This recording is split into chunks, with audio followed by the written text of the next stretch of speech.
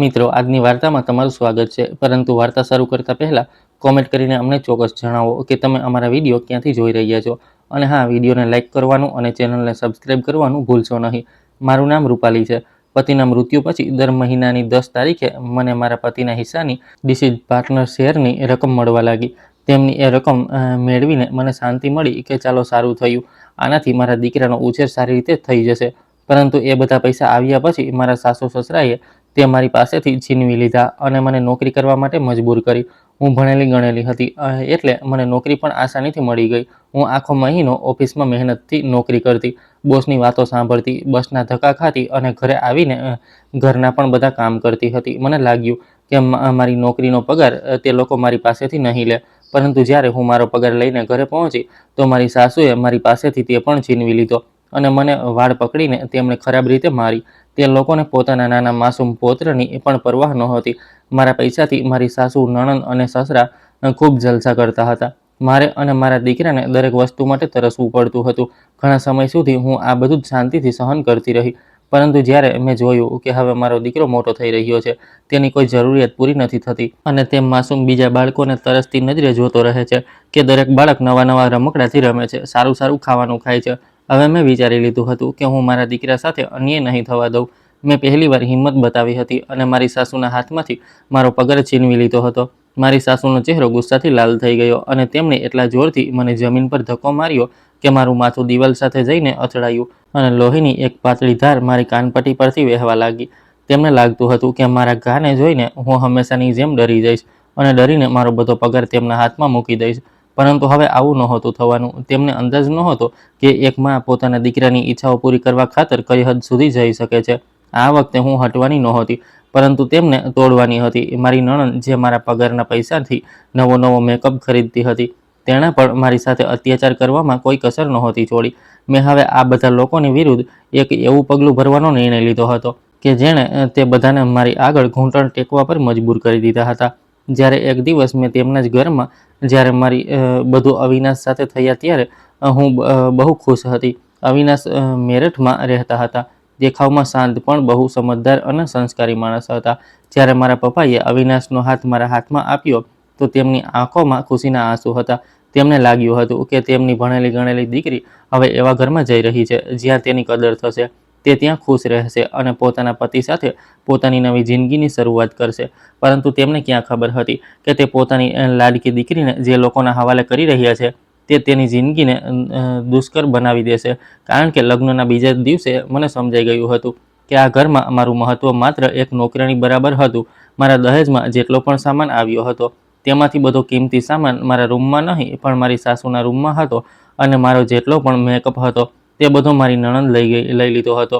આ બધું જોઈને મને ગુસ્સો આવ્યો હતો, પણ પછી મેં એવું વિચાર્યું કે મારા સાસરિયાઓ છે, ધીરે ધીરે આ લોકોનું દિલ જીતી લઈશ તો બધું ઠીક થઈ જશે. મને ક્યાં ખબર હતી કે આ લોકો પહેલેથી જ મને પોતાની જરૂરિયાત પૂરી કરનારી મશીન બનાવીને બેઠા છે. લગ્ન પછી જ મને બધાના વ્યવહાર ધીરે ધીરે સમજાવા લાગ્યા હતા. લગ્નના બીજા દિવસે મને ઘરના કામકાજમાં લગાડી દેવામાં આવી હતી. નવી પરણેલી દુલ્હનની આ ઘરમાં કોઈ કદર નહોતી.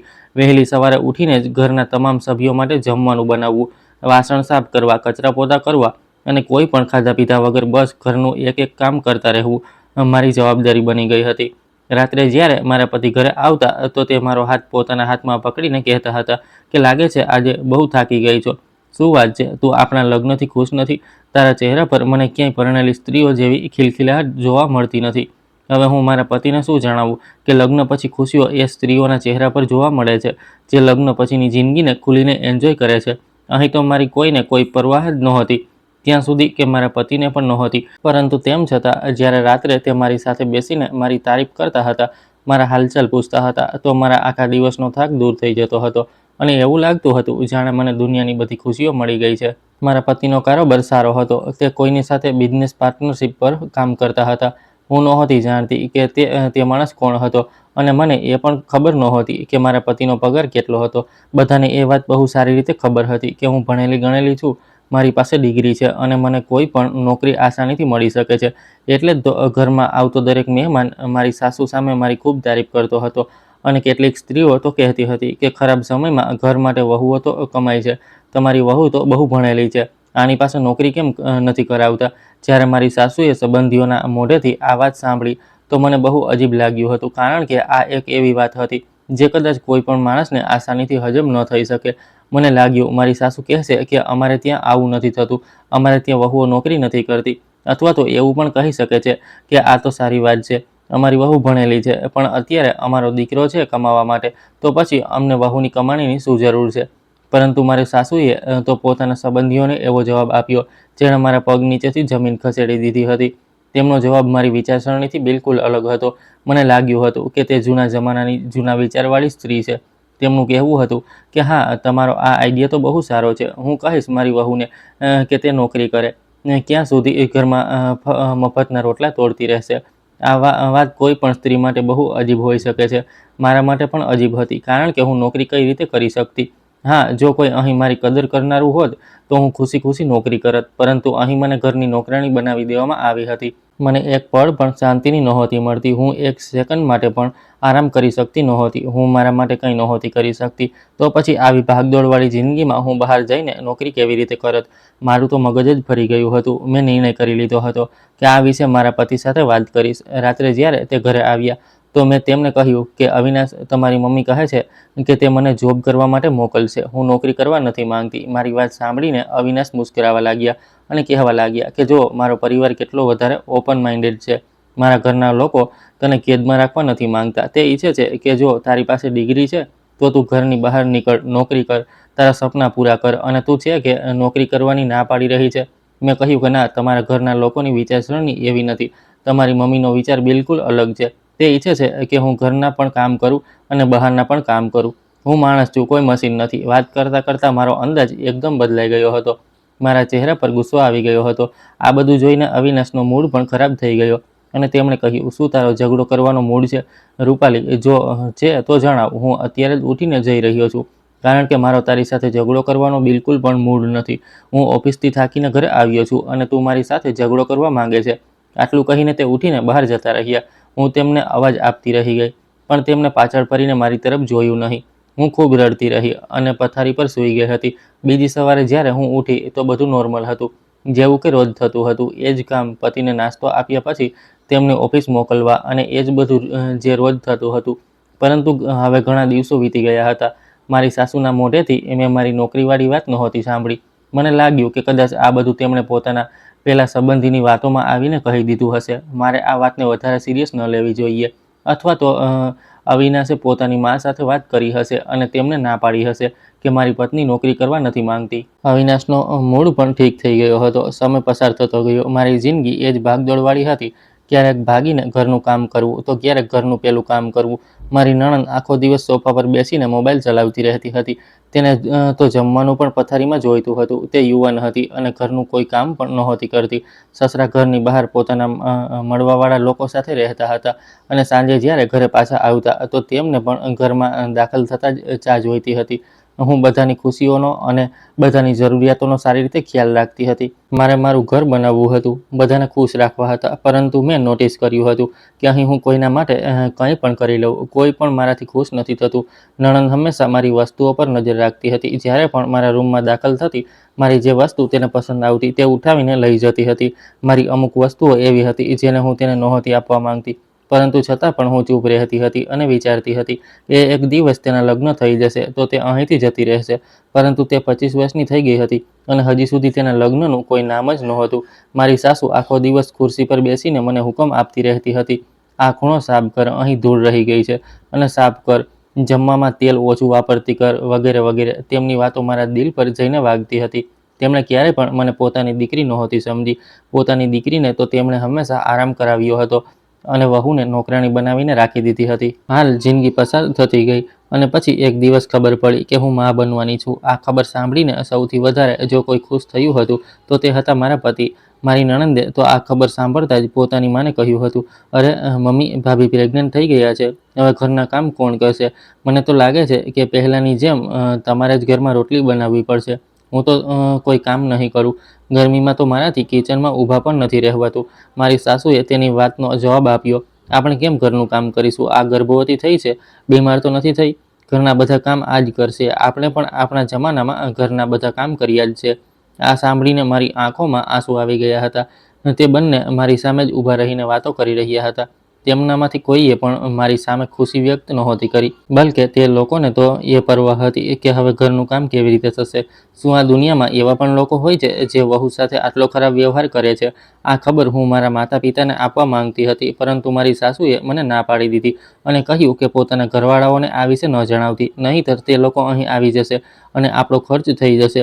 તું તો જાણે છે કે અવિનાશ પણ પોતાના કામને લઈને આજકાલ થોડો પરેશાન ચાલી રહ્યો છે. મેં કહ્યું કે ઠીક છે મમ્મીજી, હું મારા ઘરવાળાઓને નહીં જણાવું.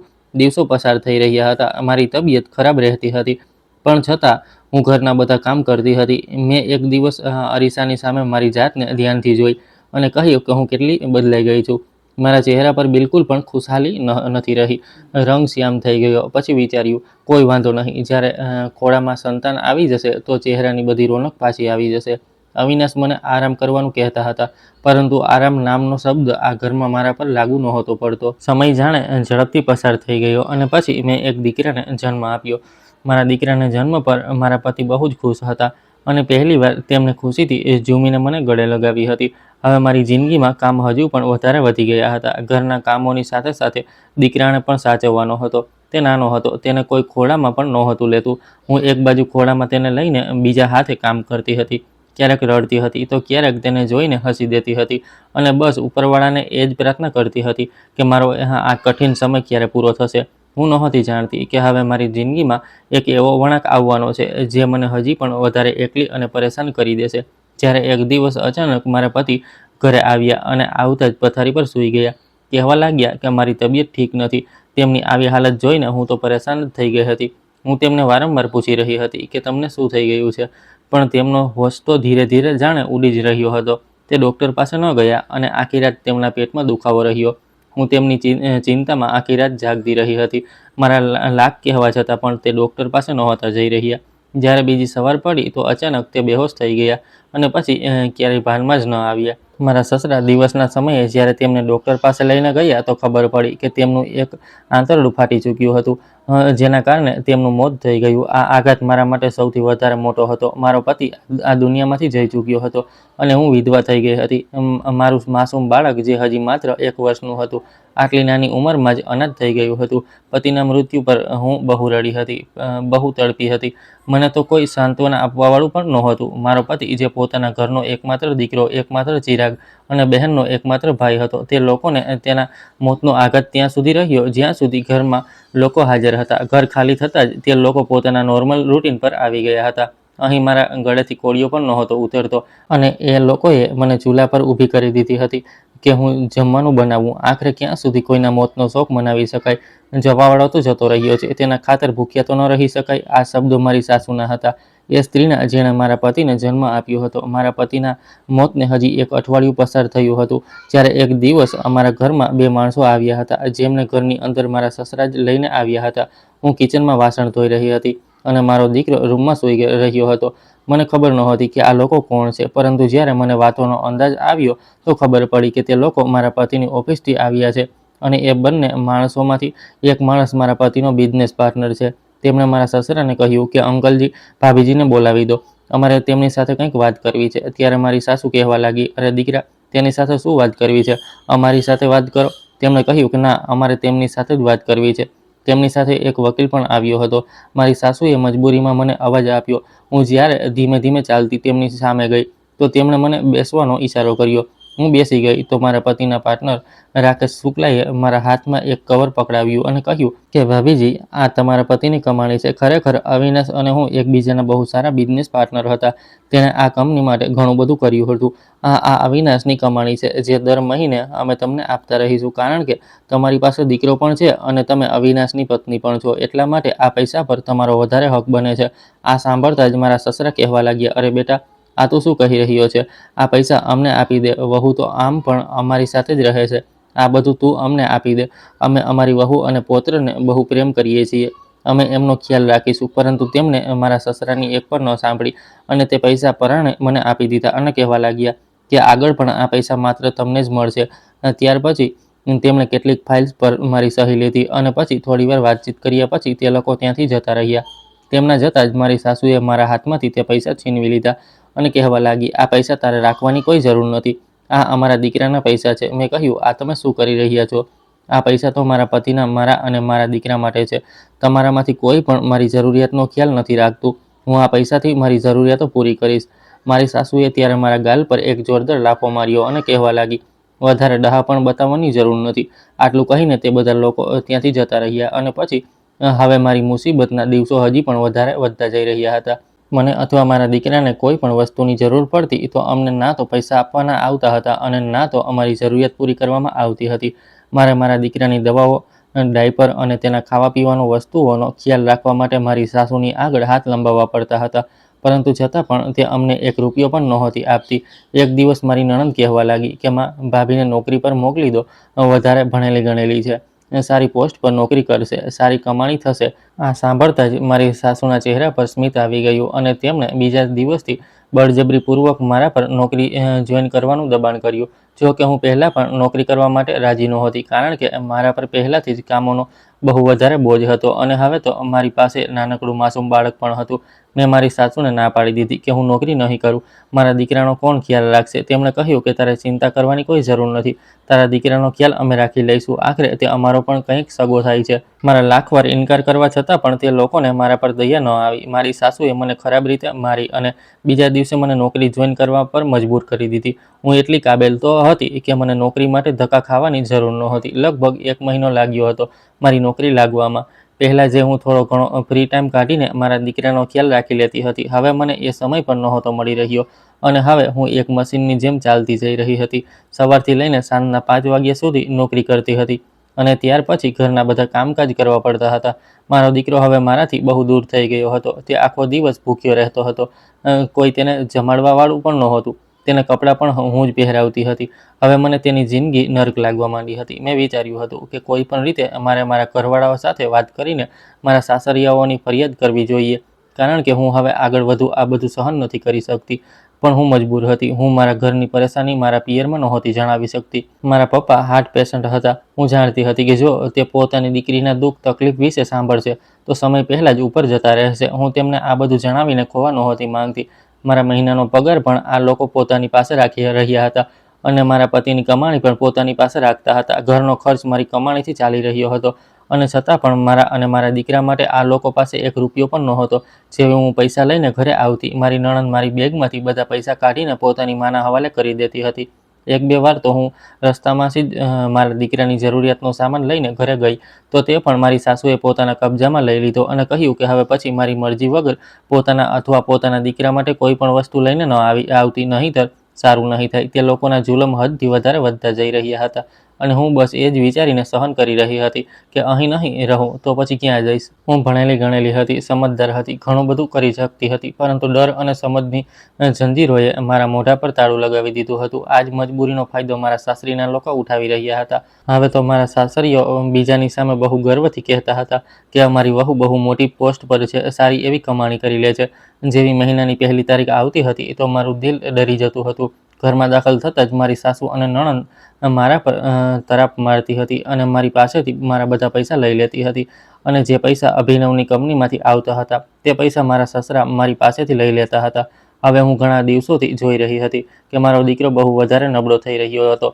ના તો તેને સરખી રીતે કંઈ ખાવાનું મળી રહ્યું હતું અને ના તો તેની તબિયત ઠીક રહેતી હતી. તેને હળવો તાવ રહેતો હતો. તે દિવસે દિવસે નબળો પડતો જઈ રહ્યો હતો. તેને ઈલાજની જરૂર હતી, જમવાની જરૂર હતી, પરંતુ આ ઘરમાં મારા બાળકને 1 કપ દૂધ સિવાય બીજું કંઈ પણ નહોતું મળી રહ્યું. તે ભૂખથી પણ રડતો રહેતો હતો, મને વળગીને રડતો રહેતો હતો, પણ હું કંઈ નહોતી કરી શકતી. ક્યારેક હું ઈચ્છતી હતી કે તેને ઘરની બહાર લઈ જાઉં અને કંઈક પણ જુગાડ કરીને તેને બહારથી કંઈક ખવડાવી દઉં. પણ મારી સાસુ અને નણંદ એટલી ચાલાક હતી કે મારા દીકરાને ઘરની બહાર નહોતી નીકળવા દેતી. ગઈ રાત્રે તેની તબિયત બહુ ખરાબ થઈ ગઈ હતી. તે તાવથી એટલો બધો ગરમ થઈ ગયો હતો કે બેહોશ થઈ ગયો. આ જોઈને હું ગભરાઈ ગઈ અને જલ્દીથી મારી સાસુના રૂમમાં ગઈ. તેમને દીકરાને ડૉક્ટર પાસે લઈ જવાનું કહ્યું, પરંતુ તેમણે સાફ ઇનકાર કરી દીધો અને કહ્યું કે તારા દીકરા માટે અમારી પાસે ફાલતુ પૈસા નથી.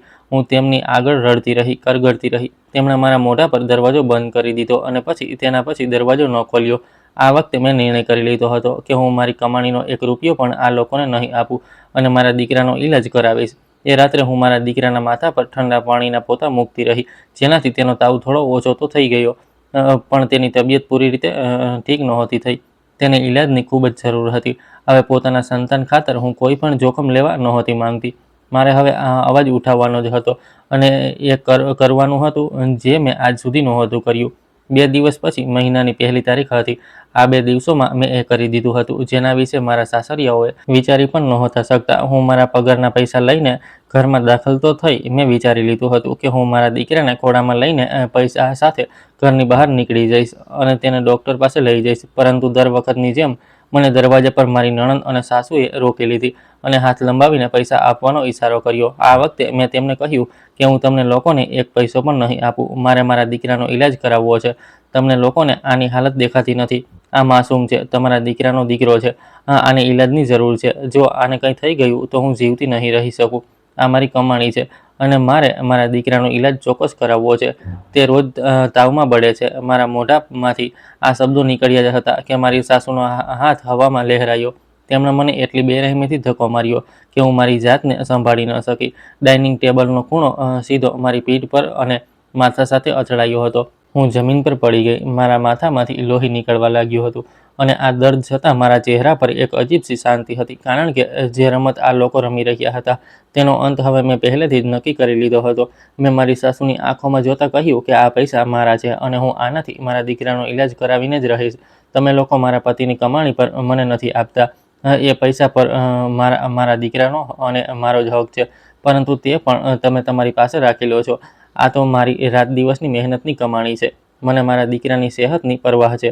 ત્યારે મારી નણંદ આગળ વધી અને તેણે મારો હાથ મજબૂતીથી પકડી લીધો. તેણે પૂરી તાકાતથી મારી બેગ ખેંચી લીધી અને મને ફરીથી જમીન તરફ ધક્કો મારી દીધો. તે કહેવા લાગી કે અમારી સાથે ગેરવર્તન કરીશ. આ વખતે ફરીથી મને બહુ જોરદાર ધક્કો વાગ્યો હતો. મારી આંખો સામે અંધારા છવાઈ ગયા હતા. તે બંને કહી રહી હતી કે ચૂપચાપ અમને પૈસા આપી દે, નહીંતર આજે તને મારી નાખશું. અને પછી વિચારી લેજે, તું જીવતી નહીં રહી તો તારા દીકરાનું શું થશે. આ સાંભળતા જ હું ડરવા લાગી. મને આશા હતી કે કદાચ આ બંને સાચું કહી રહી છે.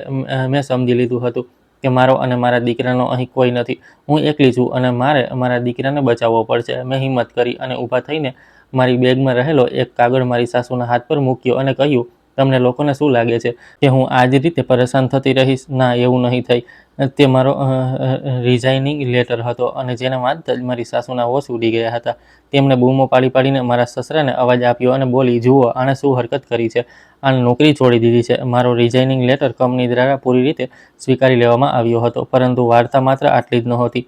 રિઝાઇનિંગ લેટરની પાછળ જે ઝાડ વણવામાં આવી હતી તેમાં મૂળ બહુ ઊંડા હતા. આ લોકો હવે મારા પર નોકરી કરવાનું દબાણ નહોતા બનાવી શકતા, કારણ કે મેં આ લોકોની વિરુદ્ધ પોલીસમાં પણ કમ્પ્લેન નોંધાવી દીધી હતી. અને જ્યારે આ વાત મેં એ ત્રણેયને જણાવી તો મારી સાસુ રડવા લાગી અને કહેવા લાગી, જોયું તમે આણે આપણી સાથે શું કર્યું છે. મેં કહ્યું, મને પોલીસની મદદ લેવા પર તમે લોકોએ જ મજબૂર કરી. પોલીસ અહીં પહોંચશે તો તમને બધાને એરેસ્ટ કરશે. મારા સસરાએ ગુસ્સાથી કહ્યું, તારી આટલી હિંમત, તું આ પગલું કેવી રીતે ઉઠાવી શકી? મેં તેમની નજીક જઈને કહ્યું કે પપ્પાજી, તમે લોકોએ મને માત્ર કામવાળી મશીન સમજી હતી. હવે તમને ખબર પડશે કે જ્યારે મશીન ખરાબ થાય છે તો કારોબાર કેવી રીતે ચાલે છે. મારી સાસુ કહેવા લાગી, રૂપાલી, તે તારી જીદમાં આપણો આખો પરિવાર દાવ પર લગાવી દીધો. મેં હસતા હસતા જવાબ આપ્યો, કેવો પરિવાર? જે પરિવારમાં કોઈની પાસે મારા દીકરાનો ઈલાજ કરાવવા માટે પૈસા પણ ન હોય. મારે તમારા લોકો આગળ એક એક રૂપિયો માટે હાથ ફેલાવવો પડે. આજે તમારા લોકોનો પાયો હલી રહ્યો છે તો તમને લોકોને પરિવાર યાદ આવી રહ્યો છે. મારા સસરાએ ગભરાઈને પોતાનું લોકર ચેક કરવાનું વિચાર્યું, કારણ કે તેમને શક હતો કે મેં માત્ર નોકરી જ નથી છોડી, પરંતુ કંઈક બીજું પણ એવું કર્યું છે જે તેમના કાળા કારનામાઓને બેનકાબ કરી શકે છે. રૂમની હવા ભારે થઈ ચૂકી હતી અને મારા સસરાની ગભરામણ હવે સ્પષ્ટપણે તેમના માથાના પરસેવાથી દેખાઈ રહી હતી. તે સમજી ચૂક્યા હતા કે આજે આ લોકોએ જે મારી સાથે કર્યું છે તે બહુ ખોટું હતું. તેની કિંમત તેમણે પોતાની જિંદગી આપીને ચૂકવવી પડશે.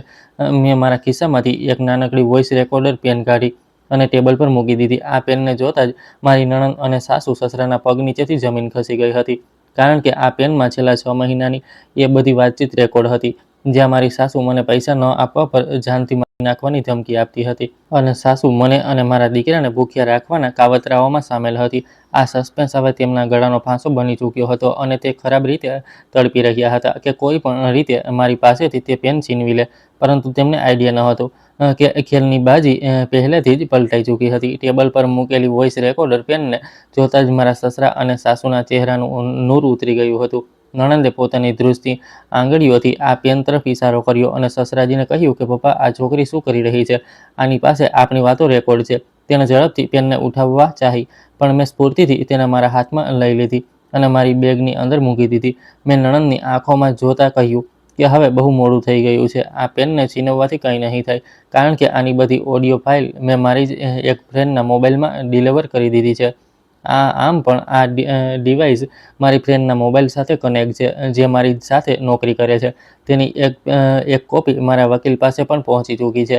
તમને લોકોને શું લાગતું હતું કે હું દરેક જુલ્મને સહન કરતી રહીશ, ક્યારેય પુરાવા ભેગા નહીં કરું? જે દિવસે મારો દીકરો તાવથી તરપડી રહ્યો હતો અને સાસુમાએ મારા મોઢા પર દરવાજો બંધ કર્યો હતો, ત્યારે જ મેં તમારા લોકોના ઘૃણાસ્પદ કાવતરાઓનો પર્દાફાશ કરવાનું નક્કી કરી લીધું હતું. જ્યારે તમે લોકો રૂમમાં બેસીને બધી વાતો કરતા હતા કે મારા અને મારા પતિના પગારથી કયો પ્લોટ ખરીદવો છે, કઈ રીતે મને અને મારા દીકરાને પૈસા માટે તરસાવવા છે.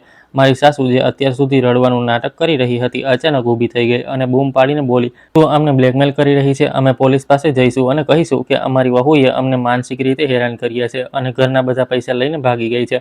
તેમની તરફ જોઈને ઠંડી અને થાકેલી મુસ્કાનમાં કહ્યું, તમારે પોલીસ પાસે જવાની જરૂર નથી, કારણ કે થોડીવારમાં પોલીસ જાતે અહીં આવવાની છે. પરંતુ આનાથી પહેલાં તમારે મારા આ રિઝાઇનિંગ લેટરનું સત્ય જાણવું પડશે. મેં આ લેટરમાં નોકરી છોડતા પહેલાં સ્પષ્ટ લખી દીધું હતું કે મારા ઘરેલું સંજોગો એવા છે કે હું હવે કામ ચાલુ નથી રાખી શકતી.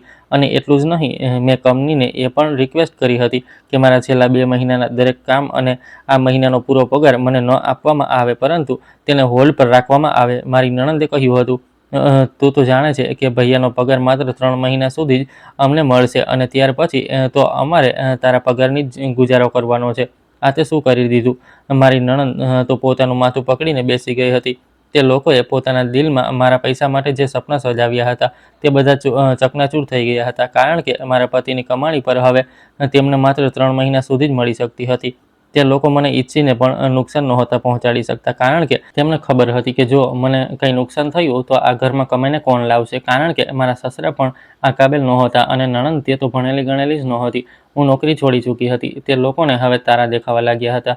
પરંતુ આટલું જ નહીં, ગુસ્સાથી મારી નણંદે મારી નજીક આવીને મારો હાથ મરડવા ચાહ્યો. તેની આંખો ગુસ્સાથી ઉકળી રહી હતી, પરંતુ આ વખતે મારી અંદર કોઈ ડર નહોતો. મેં પૂરી તાકાતથી તેનો હાથ ઝટકી દીધો અને મારા અવાજને વધુ કડક બતાવતા કહ્યું કે મને હાથ પર ન લગાવતી પારુલ, નહીંતર આ વખતે હું માત્ર નોકરી જ નહીં છોડું, પરંતુ તમને બધાને એવી જગ્યાએ પહોંચાડી દઈશ જ્યાંથી પાછા આવવાનો કોઈ રસ્તો નહીં હોય. મારી સાસુએ પોતાની લાકડીને જમીન પર પછાડી અને ગર્જના કરતા બોલી, આખરે તું અમારું શું બગાડી લઈશ? નોકરી છોડી દીધી તો શું થયું? અમે તારા પિતા પાસેથી પૈસા મંગાવી લઈશું. આખરે પોતાના દીકરાના મરવા પછી પણ તને અને તારા દીકરાને પોતાના ઘરમાં જગ્યા આપી છે. મેં જોરથી હસતા હસતા કહ્યું, મેં મારા પપ્પા પાસે જવા વિશે વિચારતા પણ નહીં, કારણ કે જે પગલું મેં ઉઠાવ્યું છે તે માત્ર આ નોકરીને છોડવાનું નહોતું. નોકરી છોડવી તો માત્ર એક મોહરું હતું. અસલી ઝાડ તો મેં પહેલેથી જ બિછાવી દીધી હતી, જેની ભનક તમને લોકોને કાનો કાન નહોતી થઈ. તમને લોકોને લાગતું હતું કે હું એક સીધી સાદી સ્ત્રી છું. તમે લોકોએ મને મારા પતિની સામે પણ લાચાર અને મજબૂર સમજી હતી અને તેની પાછળ પણ એ જ સમજ્યા. પરંતુ હું સ્વાર્થી માં નથી. હું મારા દીકરા માટે કોઈ પણ હદ સુધી જઈ શકું છું. તમે લોકો એ ભૂલી ગયા કે હું ફાઇનાન્સ સેક્ટરમાં એક સિનિયર ક્લાયન્ટ્સની પોસ્ટ પર કામ કરું છું. પૈસાના ગોટાળા, ટેક્સની ચોરીઓ, જે મારાથી સારું આ ઘરમાં કોઈ નથી સમજી શકતું. જે છેલ્લા 6 મહિનાથી તમે લોકો મારી પાસેથી બળજબરીથી પૈસા લઈ રહ્યા છો, તેની એક ટ્રાન્ઝેક્શન આઈડી, તેનો સમય અને બધું જ મારી ફ્રેન્ડના મોબાઈલ પર મેં મોકલી દીધું છે. મારી ફ્રેન્ડનો મોબાઈલ ઘણા દિવસોથી મારી પાસે હતો. આના વિશે તમને લોકોને નથી ખબર, પણ કોઈ વાંધો નહીં, મારું કામ તેનાથી પણ થઈ ગયું. મારા સસરાએ મને આગળ વધીને ડરાવવાની કોશિશ કરી અને કહ્યું કે તું અમને ડરાવી રહી છે. અદાલત, પોલીસ અને કેસના ચક્કરમાં વર્ષો લાગી જાય છે. તું અમારું કંઈ નહીં બગાડી શકે. મેં મારા સસરાની આંખોમાં આંખો નાખીને કહ્યું કે મારે અદાલત જવાની જરૂર નહીં પડે, કારણ કે મારા વાર સીધા તમારા પર છે. તમે જ્યાં સરકારી અસિસ્ટન્ટ કમિશનરની પોસ્ટ પર કામ કરતા હતા અને જ્યારથી રિટાયર્ડ ફર્સ્ટ ક્લાસ ઓફિસર બનીને તમારું મોટું પેન્શન લઈ રહ્યા છો, ત્યાંની કેટલીક એવી ગુપ્ત ફાઇલો અને કેટલીક એવી વાતો મને ખબર પડી છે જે જો બહાર આવી ગઈ તો તમને લેવાના દેવા પડી શકે છે. આ સાંભળતા જ મારા સસરાનો ચહેરો ડરથી પૂરી રીતે પીળો પડી ગયો હતો. તેમના માથા પર પરસેવાના મોટા મોટા ટીપા ઉપસી આવ્યા હતા. તેમને અચાનક યાદ આવ્યું કે ગયા મહિને જ્યારે તે પોતાના કેટલાક જૂના સરકારી કામના કાગળ ઘરે લઈ ભૂલી ગયા હતા અને પોતાના કબાટની ચાવી ડાઇનિંગ ટેબલ પર છોડી દીધી હતી, ત્યારે મેં તેમના બધા કાગળોને સાફ સાફ ફોટો લઈ લીધી હતી. તે કાગળોમાં કેટલીક એવી બેનામી સંપત્તિઓની નોટિસ હતી જે તેમણે અવિનાશની કંપનીના નામે છુપાવીને રાખી હતી, જેના પર ઘણા વર્ષોથી ટેક્સની બહુ મોટી ચોરી કરવામાં આવી રહી હતી. રૂમમાં એક એવો ખોફનાક સન્નાટો ફેલાઈ ગયો હતો જે કોઈ મોટી બરબાદી ભરેલા તોફાન પહેલા હોય છે. મારી સાસુ, જે અત્યાર સુધી આખા ઘરને પોતાના માથા પર ઉઠાવીને રાખ્યું હતું, અચાનક ચૂપ થઈ ગઈ. તેમને સમજાઈ ગયું હતું કે જે છોકરીને તે અત્યાર સુધી લાચાર સમજીને લાકડીઓથી મારી રહી હતી, તે હકીકતમાં એક એવી સિંહણ બની ચૂકી હતી જે તેમના બધા કૌભાંડનો સામનો કરવા માટે બિલકુલ તૈયાર ઊભી હતી. મારા સસરાએ એકદમ પોતાનો અવાજ ધીમો અને ઠંડો કર્યો અને ગુસ્સો કાઢીને એક તરફ મૂકી દીધો. તેમણે કહ્યું, વહુ, અમારાથી જે થયું તે થયું. ભૂલ માણસથી જ થાય છે. આગળથી અમે અમારા દીકરા અને તારા પગારને બિલકુલ પણ હાથ નહીં લગાવીએ. તું તારા પૂરા પૈસા તારી પાસે રાખ અને અમે અમારા પૌત્રને પણ સન્માન આપીશું. તું બસ તારો રિઝાઇનિંગ લેટર પાછો લઈ લે. તારા જેવી કાબેલ છોકરીને કોઈ પણ પોતાની કંપનીમાંથી કાઢવા નહીં માંગતું હોય. મેં સસરાજીની આંખોમાં જોતા મારી ડોક હલાવી અને કહ્યું કે ના પપ્પાજી, હવે બહુ મોડું થઈ ગયું છે. હું મારું રાજીનામું આપી ચૂકી છું. આ રાજીનામું તો એક શરૂઆત હતી. અસલી ચાલ તો ચાલી દેવામાં આવી છે અને તેનું પરિણામ હવેથી અમુક જ પળોમાં તમારા દરવાજા પર દસ્તક દેવાનું છે. તમારો બનાવટી અવાજ અથવા અચાનકથી વધારે થયેલો ખોટો લાડ પ્યાર મારી આત્માને પીગળાવી ન શકે. મેં આ ઘરના અંધારા રૂમનો ઘૂંટાઈને જે રાતો રડતા વિતાવી છે, તેનો એક એક પળ મારી છાતીમાં આજે પણ સળગી રહ્યો છે. જ્યારે તમે લોકો ડાઇનિંગ ટેબલ પર બેસીને ગરમ ગરમ વાનગીઓ ખાતા હતા અને મને અને મારા દીકરાને ભૂખ્યા રાખતા હતા, ત્યારે ક્યાં જતી હતી તમારી આ ઇન્સાનિયત? મારો દીકરો આ પરિવારનો ચિરાગ છે. તમારામાંથી કોઈએ પણ તેને પ્રેમની નજરે નથી જોયો. જ્યારે હું ઓફિસથી ઘરે આવતી હતી ત્યારે મારા દીકરાની હાલત બહુ ખરાબ હોતી હતી. ખબર નહીં મારી પાછળ તમે લોકો તેની સાથે શું કરતા હતા. તે બિચારો ભૂખ્યો હતો, ભૂખથી રડી રહ્યો હતો. ત્યારે ક્યાં જતી હતી તમારી આ ઇન્સાનિયત? આજે જ્યારે તમારી પોતાની ગરદન કાયદાના ફાંદામાં ફસાઈ રહી છે, તો તમે મારી પાસે સમાધાનની ભીખ માંગી રહ્યા છો. મારો પતિ, જે તમારો દીકરો હતો, તેણે ક્યારેય પોતાની પત્નીની વિરુદ્ધ આ ઘરમાં અવાજ નહોતો ઉઠાવ્યો, પરંતુ તેના ગયા પછી તમે લોકોએ તેની વિધવા પત્ની અને તેના અનાથ બાળકની પણ કદર ન કરી. તે આખી જિંદગી ચૂપ રહ્યો, ક્યારેય તેને પોતાની પત્નીની તરફથી એક શબ્દ પણ ન કહ્યો. અને પારુલ, તું એક સ્ત્રી હોવા છતાં પણ ક્યારેય તે મને તારી ભાભીના રૂપમાં સ્વીકાર ન કરી. હંમેશા મને નીચી દેખાડી. ક્યારેય આ ઘરના કામમાં મારી કોઈ મદદ ન કરી. હંમેશા મારી વાતો તારી માં સુધી પહોંચાડતી રહી અને મને ખોટી સાબિત કરતી રહી. આ ઘરમાં ક્યારેય મને માણસ સમજવામાં જ ન આવી. મારી નણંદ શરમથી માથું ઝુકાવીને ઊભી હતી. મારી સાસુએ આગળ વધીને મારા પગ પકડવાની કોશિશ કરી. જે સ્ત્રી સવાર સુધી મને લાતો મારવા અને ઘરની બહાર ફેંકવાની ધમકીઓ આપી રહી હતી, તે આજે જમીન પર મારા પગ પકડીને કરગરી રહી હતી. પરંતુ મારા દિલમાં તેમના માટે રત્તીભર પણ દયા કે હમદર્દી બાકી નહોતી. મેં મારો પગ પાછળ ખેંચી લીધો અને કહ્યું હતું કે મમ્મીજી, તમારી આ નોટંકી બંધ કરો, કારણ કે આ ઘરમાં હવે બધું લોકોનું નાટક પૂરી રીતે ખતમ થવાનું છે. તમે લોકોએ વિચાર્યું હતું કે મારું પિયર દૂર છે, મારા પિતા બીમાર રહે છે, તો હું કંઈ નહીં કરી શકું. અને પછી વિધવા છું તો શું થયું? એક સ્ત્રી છું, ભણેલી ગણેલી છું અને પોતાના પર થતા જુલમ સાથે અવાજ ઉઠાવવાનું જાણું છું. હા, મારાથી ભૂલ થઈ ગઈ કે મેં મારા માટે અને મારા દીકરા માટે આ પગલું બહુ મોડું ઉઠાવ્યું. મારે પહેલેથી જ આ બધું કરવું જોઈતું હતું, જે હું અત્યારે કરી રહી છું. તમારા લોકોનો આખરી પડદો પડી ચૂક્યો છે. મારા સસરાએ હાંફતા મને કહ્યું, હું અત્યારે જ કમિશનર સાહેબને ફોન કરું છું અને પૂછું છું કે શું મામલો છે. પરંતુ મેં હાથના ઈશારાથી તેમને રોકી દીધા અને કહ્યું, જરા ધ્યાનથી સાંભળો કે બહારથી ગાડીના સાયરનનો અવાજ આવી રહ્યો છે. તમારે ફોન કરવાની જરૂર નથી. હવે બહુ મોડું થઈ ગયું છે. મારા સસરાનો અવાજ ધ્રુજવા લાગ્યો. બહારથી ગાડીઓનો સાયરનનો ડરાવનો અવાજ આવવા લાગ્યો હતો, જે એ વાતનો ઈશારો કરી રહ્યો હતો કે આ લોકોના ગુનાઓનો ઘડો હવે પૂરી રીતે ભરાઈ ચૂક્યો છે અને આ બધા બરબાદીની સામે આવીને ઊભા રહી ગયા હતા. મેં મારી કાંડા ઘડિયાળ તરફ જોયું. સવારના બરાબર 10 વાગી રહ્યા હતા અને આ એ જ સમય હતો જ્યારે મારી ફ્રેન્ડે બધા પુરાવા પોલીસને બતાવી દીધા હતા અને મારા સાસરિયાઓ વિરુદ્ધ FIR નોંધાવી દીધી હતી. મારી ફ્રેન્ડ પોલીસને લઈને બરાબર સમયે ઘરે પહોંચી ચૂકી હતી. મારા સસરાએ બારીમાંથી ડોકિયું કરીને જોયું તો પોલીસ અને મારી ફ્રેન્ડ વંદિતાને જોઈને મારા સાસુ સસરા અને મારી નણંદના મોઢા ખુલ્લાના ખુલ્લા રહી ગયા હતા. મારા સસરા તો સોફા પર પડીને ઢેર થઈ ચૂક્યા હતા.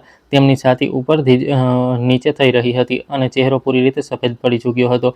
મારી સાસુ પોતાના હોશ ગુમાવી બેઠી હતી અને નણંદ બેહોશ થવાની તૈયારીમાં હતી. મારી નણંદ નજીક આવી અને મારો હાથ પકડીને ચીસો પાડતા બોલી, ભાભી, પોલીસ આપણા ઘરે આવી રહી છે.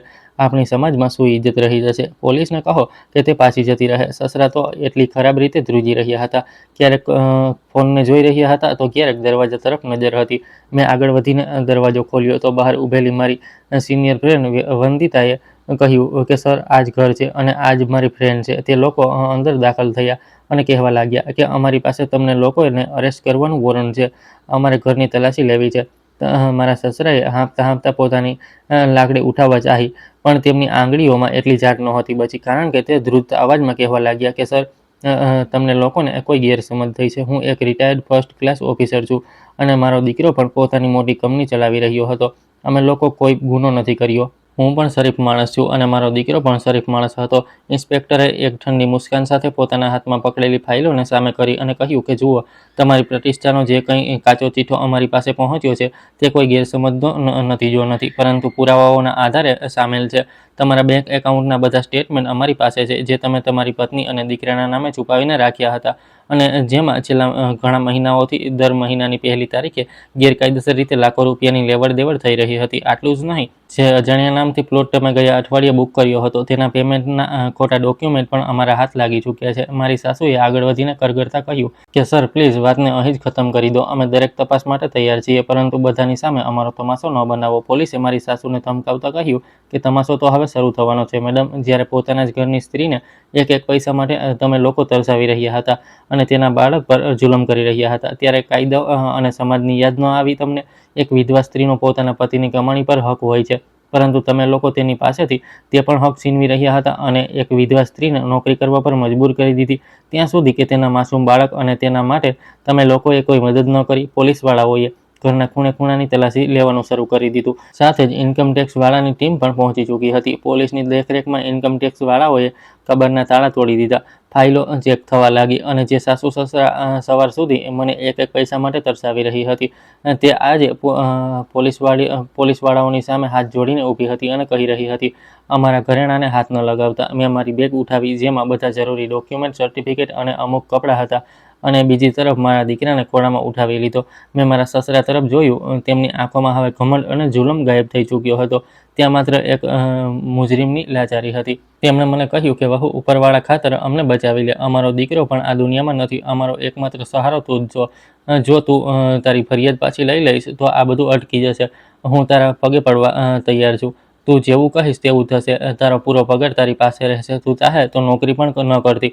અવિનાશના જેટલા પણ પૈસા છે તે બધું પણ હું તને આપી દઈશ, અને જેટલી પણ જમીનો છે તે તારા અને તારા દીકરાના નામે કરી દઈશ. અમે તારી પાસે એક રૂપિયો પણ નહીં માંગીએ.